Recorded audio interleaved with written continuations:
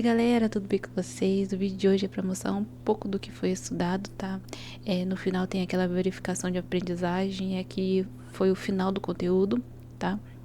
E para o próximo módulo eu quero trazer todos os dias um resumo do que eu estudei no dia, tá? Para ver se eu consigo guardar mais as informações do conteúdo e ver se ajuda vocês aí também, né? E é isso, vamos de vídeo, deixa seu like e se inscreva no canal. Galera, uma coisa que eu faço quando tem esses exemplos de código, eu copio ele lá e vejo se ele tá funcionando, depois eu digito ele, todo ele, né, pra ver se eu consigo memorizar ou decorar, sei lá, o código e ver como é que escreve tudo certinho. Eu também usei aqui uma extensão que lê a página, ela lê toda a página pra você. Então ela é muito boa, só a voz que é meio robotizada, às vezes enjoa, né, mas ela é boa pra quem cansou de ler e quer escutar um pouco, né. Outra coisa, tem um podcast no final de cada módulo e eu gostei muito do podcast desse módulo, tá muito bom. Então não esquece, escuta lá que você vai relembrar de muita coisa.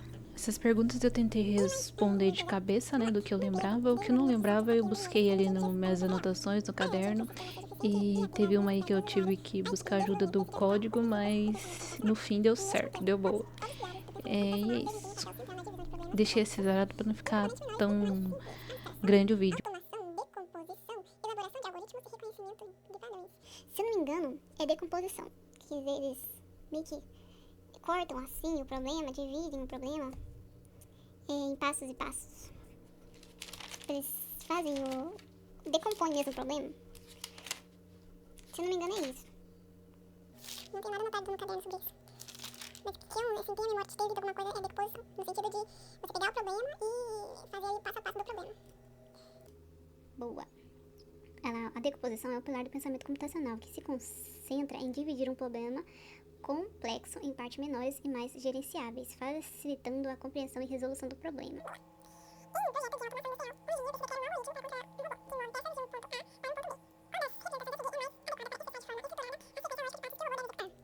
Linguagem natural, pseudocódigo, diagrama de blocos, linguagem de programação em alto nível, ou fluxograma pseudocódigo. Boa. O código permite descrever algoritmos de maneira clara e estrutural, sem necessidade de se preocupar com síntese específica de uma linguagem de programação, facilitando a organização das ideias e a comunicação da solução. O Portugal. Um estudante de programação está desenvolvendo um programa em linguagem C. Para calcular a média de 3 notas, ele precisa declarar as variáveis número nota 1, nota 2 e nota 3, como número de ponto flutuante, para permitir notas em casas decimais. Qual dos seguintes tipos de dados é o mais apropriado para essa finalidade? Int é do tipo inteiro, mas tem outra palavra, char, ball, float. Eu acho que é float. Deixa eu ver aqui. Eu tenho isso anotado aqui, ó. Tipos de variáveis em linguagem C, tipos primitivos em C. Tipos inteiros, tipo mais comum. Tipos de ponto flutuante, ó. Float, eu acho que tá errado a minha pronúncia, mas é... Float, double, long double. Então só tem float e vai ser float. Boa. O tipo de dado do float é utilizado para armazenar números com casas decimais, sendo o mais adequado para representações de notas. Em sistema de controle de acesso é necessário verificar se um usuário tem mais de 18 anos e possui cadastro validado para permitir o acesso. Qual dos operadores lógicos a seguir em linguagem C deve ser utilizado para combinar suas duas condições? Então aqui é necessário verificar se o usuário tem mais de 18 anos e, já está explícito aqui, ó, explícito, e possui cadastro válido. Então ele tem que ter os dois, não pode ser um ou outro, não pode ser um e não tiver o outro, né? Não tiver o outro, não pode ser igual. 18 igual, cadastro válido, não é isso. E o E, né? Com certeza é o E. Diferente dele, não. E. Boa. O operador lógico E retorna o verdadeiro somente se uma das condições forem verdadeiras, garantindo que o usuário tenha 18 anos e possua cadastro válido. Boa. Um programador está escrevendo um código em C para um sistema embarcado e precisa garantir que uma variável inteira não utilize mais memória do que o necessário. Sabendo que os operadores a serem armazenados nessa variável variam de menos 100 a 100. Qual dos seguintes tipos de dados inteiros é o mais eficiente em termos de uso de memória long, short, flow out. Olha, eu não lembro dessa questão, mas eu vou chutar short, por quê? Long, de inteiro, né? E flow out dos pontos flutuantes. O long eu não lembro, o int de inteiro e o short curto. Então como ele não vai usar muita memória, cadê? Aqui ó, em termos de uso de memória, o mais eficiente em termos de uso de memória, então acho que o short. Aí, o tipo de dado short utiliza menos bits de memória, em comparação com o int 32, onde é 64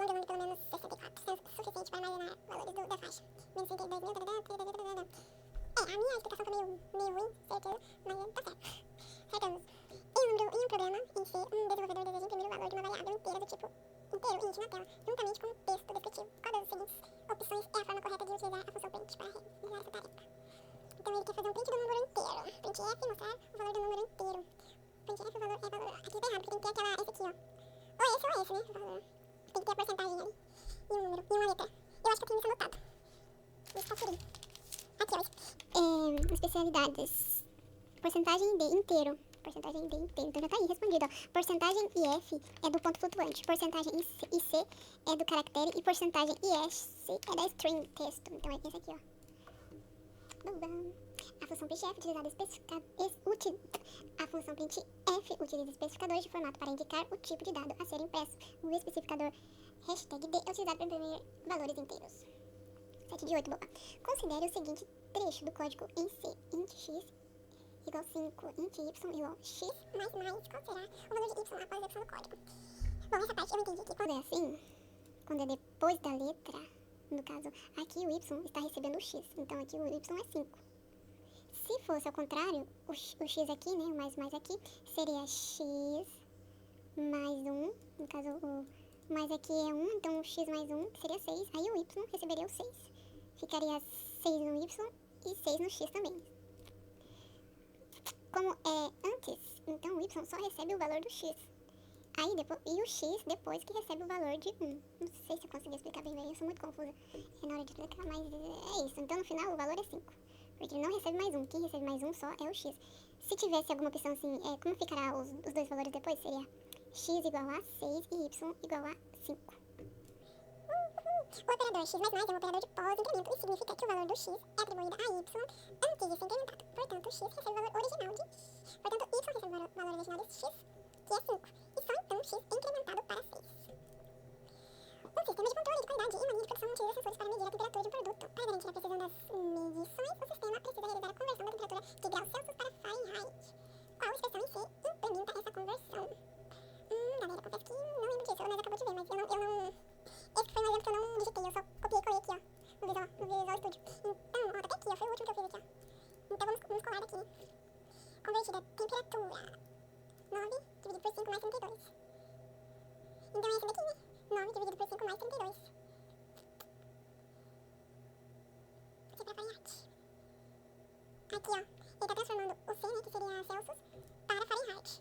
E aqui tá convertendo o F, que seria Fahrenheit. Não, minha pronúncia não tá certa, eu acho que não tá certa. Pra Celsius. Graus Celsius. Então, na resposta dele que é fazer Fahrenheit pra Celsius. Celsius pra Fahrenheit, então esse aqui, ó.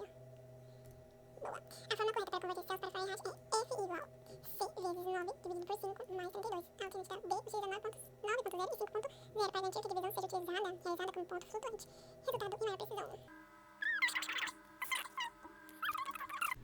Então foi isso aí, muito obrigada por ter assistido até o final, até a próxima.